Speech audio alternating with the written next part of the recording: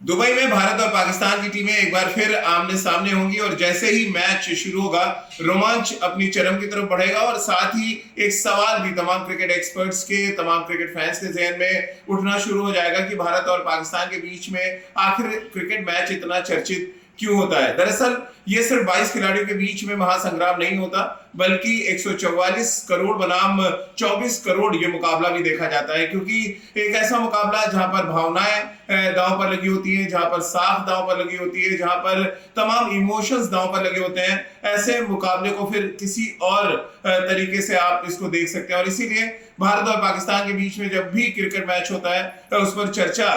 कई हफ्तों पहले से शुरू हो जाती है। हालांकि इस बार जो दुबई में मैच हो रहा है उसको लेकर बहुत ज्यादा चर्चा नहीं है, क्योंकि बहिष्कार की बात हो रही थी। कुछ धड़ा कह रहा था कि मैच होना चाहिए, कुछ लोग कह रहे थे मैच नहीं होना चाहिए, लेकिन इन सब के बीच में मैच तो हो रहा है और मैच अगर हो रहा है तो फिर आप इतिहास की तरफ भी नजर डालेंगे और इतिहास की तरफ जब आप नजर डालेंगे तो कई ऐसे महत्वपूर्ण पहलू आपको नजर आएंगे, कई ऐसे महत्वपूर्ण पड़ाव आपको नजर आएंगे जिसको देखकर आपको लगेगा कि वाकई जो क्रिकेट मैच होता है वो किसी जंग से कम नहीं होता। क्योंकि क्रिकेट के मैदान पर जब भी ये दोनों टीमें आमने सामने उतरती हैं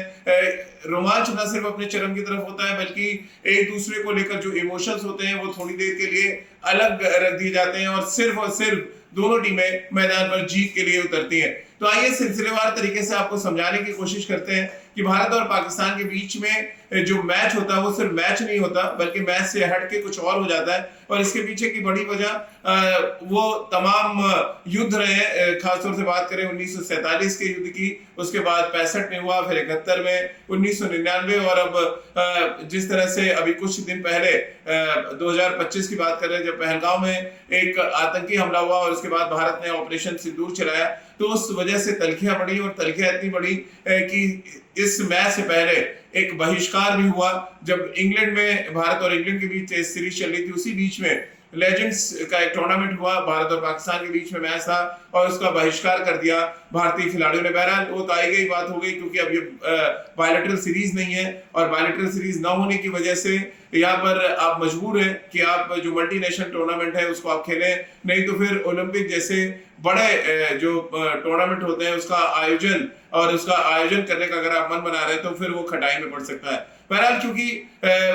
हम सब बात कर रहे हैं इस समय भारत और पाकिस्तान के बीच में जो तल्खियां चल रही है, जिस तरह से क्रिकेट के मैदान पर उसका असर नजर आता है, उन सभी मुद्दों पे बहुत आगे बातचीत करेंगे और सिलसिलेवार तरीके से आपको समझाने की कोशिश करेंगे कि आखिर पूरा मुद्दा है क्या और क्यों अक्सर जो क्रिकेट का मैच है वो जंग में तब्दील हो जाता है। भारत और पाकिस्तान के बीच क्रिकेट मैच के इतिहास पर नजर डालेंगे तो 1952 में पहला टेस्ट मैच खेला गया था और तब से ही मैदान पर तल्खियां बढ़ती चली गई। मैदान पर अक्सर हमने जंग का माहौल देखा है और इस जंग के माहौल के बीच में लड़ाई न सिर्फ इतिहास बनाने की होती है बल्कि साख अपनी बचाने की भी होती है और साथ ही तमाम क्रिकेट फैंस और जो हमारे जो क्रिकेट लवर्स हैं उनका जो इमोशन है वो दांव पे लगा होता है और उस इमोशन के लिए आप कभी कभी मैच खेलते हैं। और तमाम ऐसी कहानियां हैं, तमाम ऐसे किस्से हैं जिसको आगे मैं आपको बताऊंगा। जब भारत और पाकिस्तान की टीमें आमने सामने होती है तो फिर तल्खियां, वो जो तनाव है वो किस हद तक बढ़ जाता है। एक समय ऐसा भी है जब हम सब कवर करते थे क्रिकेट मैच कि मैच से पहले दोनों देशों के खिलाड़ी कंधे से कंधा मिलाकर एक दूसरे से गले मिलते थे, एक दूसरे को गिफ्ट देते थे, लेकिन धीरे धीरे ये तल्खियां बढ़ती चली गई। और मुझे याद आता है साल 2008 में जब आतंकी हमला हुआ मुंबई में, उसके बाद से लगातार भारत और पाकिस्तान के बीच में जो क्रिकेट सीरीज को लेकर खासतौर से बहुत विरोध होता रहा। इस विरोध के वजह से बायलैटरल सीरीज तो खेलना बंद हो गया, लेकिन मजबूरन भारतीय टीम को मल्टीनेशनल टूर्नामेंट खेलना पड़ता है। यानी कि जो भी टूर्नामेंट आईसीसी आयोजित करेगा या एशियन क्रिकेट काउंसिल आयोजित करेगा, जहां पर एक से ज्यादा देश खेल रहे होंगे, वहां पर आपकी मजबूरी बन जाती है कि आप किसी देश का बहिष्कार नहीं कर सकते और उसके खिलाफ आपको मैच खेलना ही पड़ेगा। तो ये एक मजबूरी है जिसकी वजह से भारत को एशिया कप में भी खेलना पड़ रहा है, वर्ल्ड कप में भी उनको मैचेस खेलने पड़ते हैं। लेकिन बायलैटरल सीरीज 2008 के बाद से जो मुंबई हमला हुआ, आतंकी हमला, उसके बाद से भारत और पाकिस्तान के बीच में कोई भी बायलैटरल सीरीज नहीं हुई। इसको लेकर पाकिस्तान में अक्सर तंज भी कसा जाता है कि जब आप बायलैटरल सीरीज नहीं खेलते तो फिर आप मल्टीनेशनल टूर्नामेंट्स क्यों खेलते हैं। लेकिन शायद पाकिस्तान को ये नहीं पता कि उनके पास शायद वो इंफ्रास्ट्रक्चर नहीं है जिसके दम पर वो बड़े टूर्नामेंट्स करा सकें। हमारा एक सपना है कि हम ओलंपिक या एशियन गेम्स जैसे बड़े आयोजन अपने देश में कराएं। और यही एक बड़ी वजह है, क्योंकि अगर आप ओलंपिक या एशियन गेम्स या कोई भी बड़ा मल्टीनेशनल टूर्नामेंट कराना चाहते हैं तो उसका पहला क्लॉज यही होता है कि आप किसी भी देश से खेलने के लिए मना नहीं कर सकते। और यही एक बड़ा रीजन है कि एशिया जो कप हो रहा है इस समय दुबई में, वहां भारत पाकिस्तान से खेलने पे मजबूर है। और मजबूरी नहीं, अगर आप देखेंगे जो मैदान वाली टीमें उतरेंगी, और इससे पहले जो माहौल हम सब ने देखा है दुबई में, तो बहुत ही तनावपूर्ण माहौल था। और ये तनाव किस तरह से जंग में तब्दील होता है, ये देखना खासा दिलचस्प होने वाला है। आज भले ही भारत और पाकिस्तान के बीच में तनावपूर्ण माहौल है, बहुत ही कह सकते हैं हम कि एक दूसरे को हम देखना नहीं चाहते, वो चाहे मैदान के अंदर हो या मैदान के बाहर। लेकिन एक समय ऐसा भी था जब क्रिकेट को एक ब्रिज की तरह देखा जाता था, स्पोर्ट्स डिप्लोमेसी में सबसे आगे क्रिकेट का खेल होता था। और मुझे याद है साल 2004 में जब पाकिस्तान भारत दौरे पे आई, तब ऐसा लगा था कि रिश्ते ठीक हो जाएंगे। और इत्तेफाक से मैं वो सीरीज कवर कर रहा था, उस सीरीज में जमामुल हक, शाहिद अफरीदी और तमाम दिग्गज खिलाड़ी भारत दौरे पे आए थे। और उस समय जो दोस्ताना माहौल हम सबने देखा है, हम सबने मैदान पे भी देखा, मैदान के बाहर भी देखा।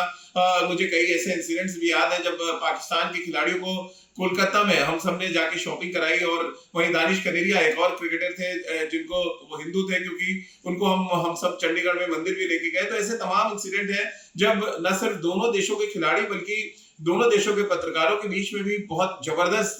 रिश्ते रहते थे। लेकिन धीरे धीरे ये तल्खी बढ़ती चली गई, और इसके पीछे काफी हद तक जिम्मेदार पाकिस्तान भी रहा, क्योंकि पाकिस्तान ने अक्सर बॉर्डर पर बम गिराए, बारूद बरसाए। और जब आप बॉर्डर पे बम और बारूद बरसाते हैं, गिराते हैं, तो फिर आप बैट बॉल खेलने की उम्मीद नहीं कर सकते। और ये भारत ने बड़ा दिल दिखाया था जब 1999 में कारगिल युद्ध हो रहा था। उस बीच में भारत को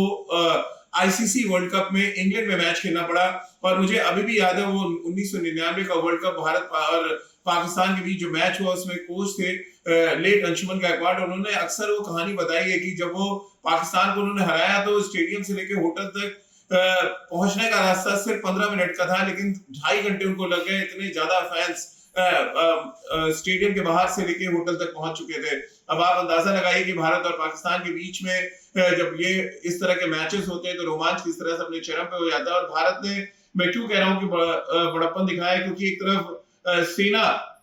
कारगिल में युद्ध लड़ रही थी, वहीं क्योंकि प्रधानमंत्री अटल बिहारी वाजपेयी जी ने टीम को निर्देश दिया था कि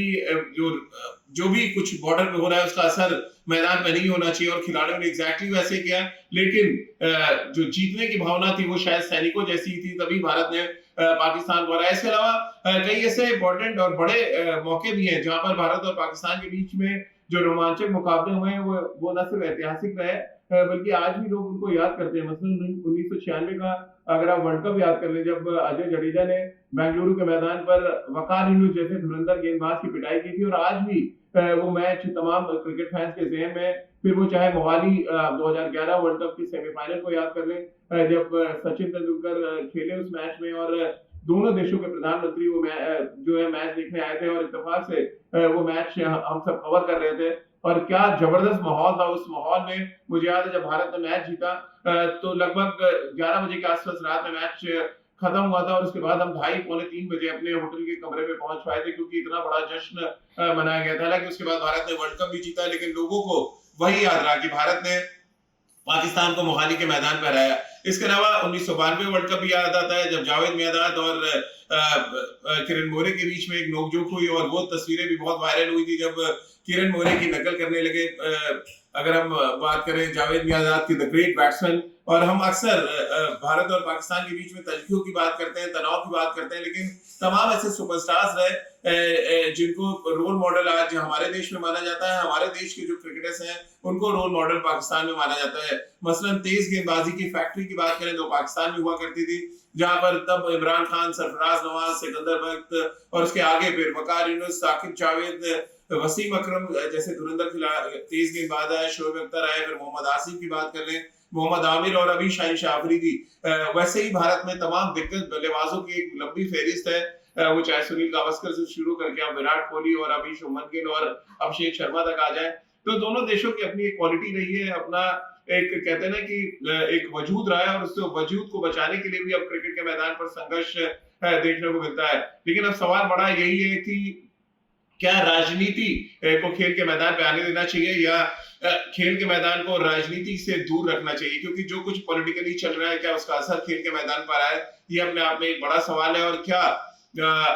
जो कुछ खेल के मैदान पर होता है उसका असर हम मैदान के बाहर ना देखें? तो ये तमाम ऐसे अनसुलझे सवाल हैं जिसका जवाब फैंस भी ढूंढ रहे हैं, यहाँ तक कि क्रिकेट एक्सपर्ट्स के साथ साथ जो मैदान के अंदर क्रिकेटर्स होंगे वो भी ढूंढ रहे हैं। क्योंकि अगर आपको अंत तक ये नहीं पता चलता है कि आप पाकिस्तान से खेलने वाले हैं या पाकिस्तान के खिलाफ आपको जो मुकाबला है होना है,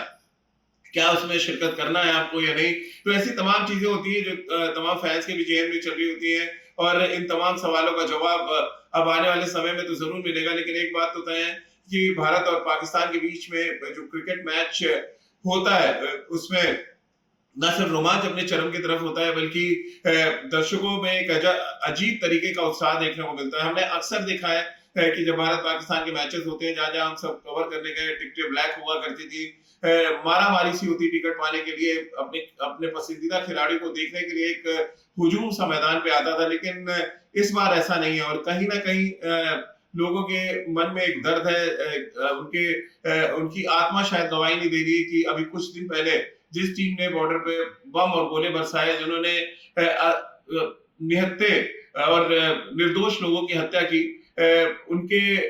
जो उनको सजा देने के बजाय हम उनके साथ मैच खेलने जा रहे हैं। हालांकि ऑपरेशन सिंदूर हुआ, ऑपरेशन सिंदूर में हमें बड़ी कामयाबी भी मिली, लेकिन एक बात तो तय है कि वो तलखी, वो जो कहते हैं ना एक गुस्सा है, वो फैंस के जहन में अभी भी है। और इसी वजह से दुबई की में टिकटें कम भी की, लेकिन हम सब अभी भी उम्मीद कर रहे हैं कि बहुत जल्द माहौल थोड़ा सा ठंडा हो। दोनों देशों का जो क्रिकेट कल्चर है, जिसने हमेशा जोड़ने का काम किया है, एक पुल बनाने का काम किया है, क्या पता इस एशिया कप के बाद दोबारा से उस पुल का बनना शुरू हो जाए, स्पोर्ट्स डिप्लोमेसी शुरू हो और इस स्पोर्ट्स डिप्लोमेसी के बीच में दोनों पड़ोसी देशों के बीच में संबंध भी सुधरते नजर आए। इस उम्मीद के साथ मैं आपसे अलविदा लेना चाहूंगा, यानी कि हमारी इस चर्चा को विराम देना चाहूंगा। और इस उम्मीद के साथ कि एक अच्छा क्रिकेट मैच हम सब देख पाएंगे और इस क्रिकेट मैच से बहुत कुछ संदेश फैंस को भी मिलेंगे, क्रिकेट एक्सपर्ट्स को मिलेंगे और दोनों देशों के देशवासियों को भी मिलेंगे कि सबसे ज्यादा शांति में ही सबसे बड़ी कहते हैं ना क्रांति है। अगर आप शांति रहती है और बॉर्डर पर अगर आप शांति रखते हैं तो फिर अभी भी उम्मीद है कि दोनों देशों के बीच में संबंध सुधर जाएंगे।